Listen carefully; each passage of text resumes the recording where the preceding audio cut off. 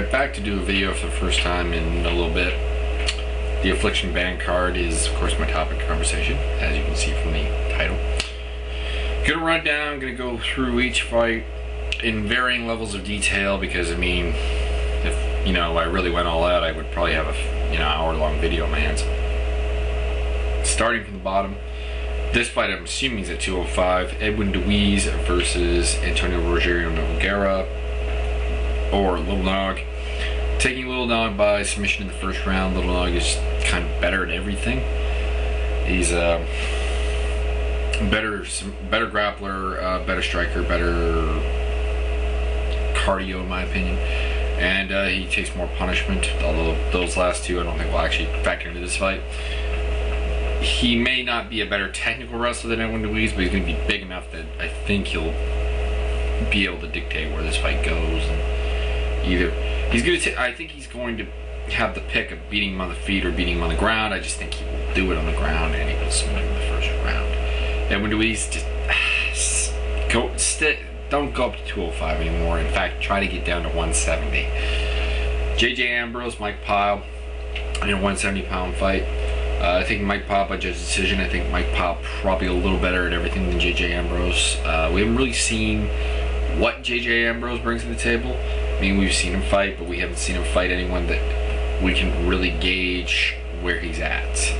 He's not been finished yet in his career, and I don't think Mike Pyle will be the first guy to do it, because Pyle can sometimes just not really be overly finish-oriented. Next up, Vitor Belfort, Terry Martin. I don't know what weight class this is going to be at, because they fight at different weight classes. And I think Belfort could make 185, or Terry Martin could be moving back up to 205. Prior to the Daiju Takase Terry Martin fight, I was picking Terry Martin to win this because I thought Terry Martin, he has the killer instinct, he has the underdog bonus on MMA Playground, he has the power that I think can that can do things to Vitor, and I thought he was the better wrestler. I still think all of these things. That being said, I think his stand-up against Takase looked really not the stand-up you're going to need to be even Vitor, who's Vitor seems to be rebuilding his career a little bit. Recently beat James Zikic. It was a pretty good fight for the cage. I think that was for the Cage Rage title. I could be wrong, but in the end, I think Belfort might still be a little too good for Terry Martin. I think just Terry Martin is just not that good of a fighter. Next up, Andrei Arlovsky, Ben Rothwell. This could go either way. I'm going to choose to believe that being dropped by the UFC is going to wake up the pit bull and bring him back a little bit. We saw a little bit of him coming back against Jake O'Brien. I'm hoping this brings him back full circle. He TKOs Rothwell in a second, because I don't think he'll fully knock him out. I think it'll be a TKO. That being said, if we get the pit bull that we saw against Tim Sylvia in the second fight, that we saw against Fabricio Verdum, and to a lesser extent Marcio Cruz, I think Rothwell wins then. But if getting dropped by the UFC doesn't wake up the pit bull, nothing will. So here's hoping. Justin Levens versus Ray Lizama. Both of these guys don't really go out of the first round. They're both striking oriented. I think Justin Levens is a little more well-rounded than Ray Lizama. I think Levens might be a little afraid of Lizama's power. I think he takes him down and he will work him over on the ground. They go into the second round as a result of this, and that will be the first time Levens is out of the first round. This will eventually lead to Levens TKO in the second round, because Levens' cardio, we haven't seen it past one round. We haven't seen Lizama's past one round, to my knowledge, I don't think. Or have we? No, Lizama's gotten the decision, pardon me. I'm a little bit on the crack. But Levens, I think, is just a better fighter. I think he was overhyped back in the day, but I still think he is a good fighter. He loses to pretty good fighters. Lizama's just really not that good of a fighter, and is horribly inconsistent. And I don't like picking inconsistent guys. Mark Hominick versus Savant Young. I always hate to pick against a Canadian, but I'm going with Savant Young be a second round tap out. Now, people may wonder why, because I mean, Mark Hominick was, of course, in the UFC. People don't really know Savant Young. Savant Young is 9-7 in his career, but a lot of those losses come at ridiculously higher weight classes than he should be fighting. He should have been fighting at featherweight, 145 since the beginning, but he's fought as high as heavyweight, and he's only 5'6". Yeah, you're gonna accumulate some losses on that. In Mark Hominick, he's facing off against a guy who is incredibly mercurial.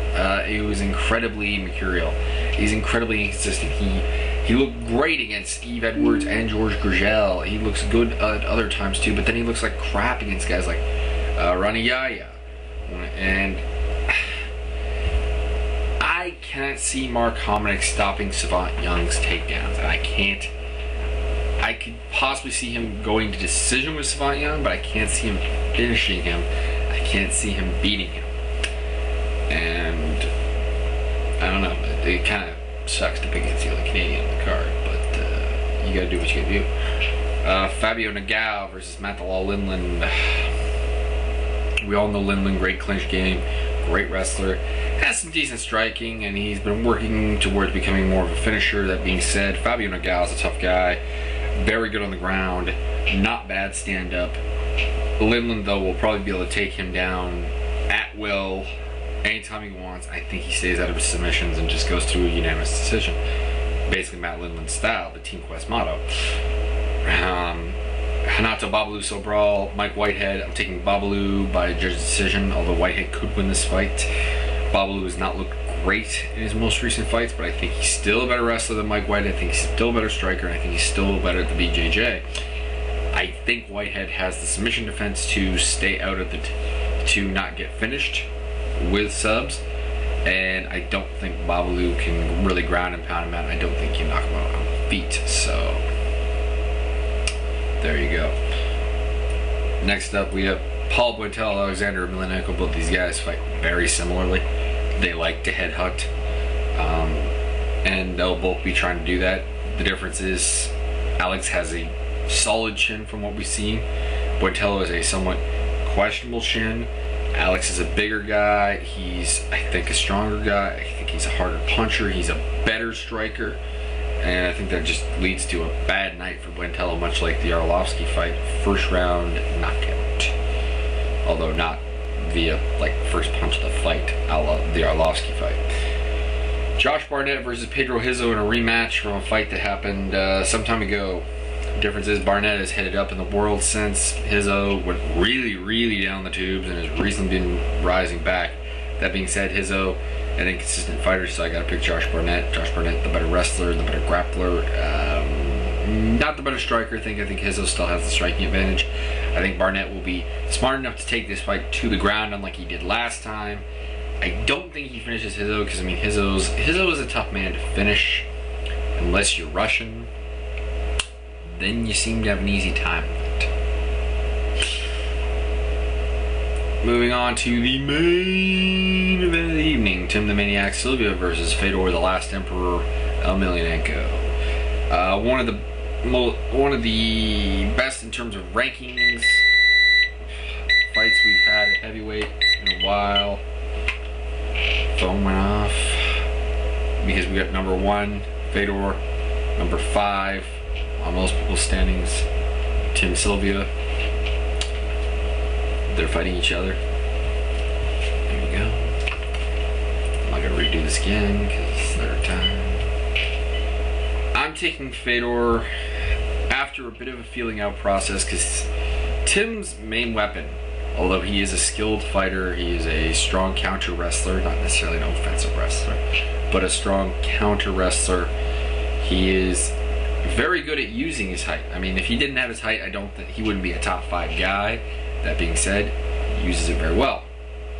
I think Fedor is going to have to feel him out a little bit, but he has beaten Simi Schultz, who's a taller, better striker, and eventually he will either start to outstrike him and get the TKO in the second round, or if it doesn't work out that way too well in the first round on the feet, and it may not, I think he will take down Tim. He will ground and pound him or submit him. I'm going to go with a TKO as a more likely way, because that's just kind of how Fedor is from the top. He's not really a submission guy from top side. He is from bottom, but not so much from top. And Tim, of course, Tim doesn't put people on their back. That's just not his plan. So that's my opinions on the Affliction card. I might do some other videos today or tomorrow, but I will see you guys later regardless.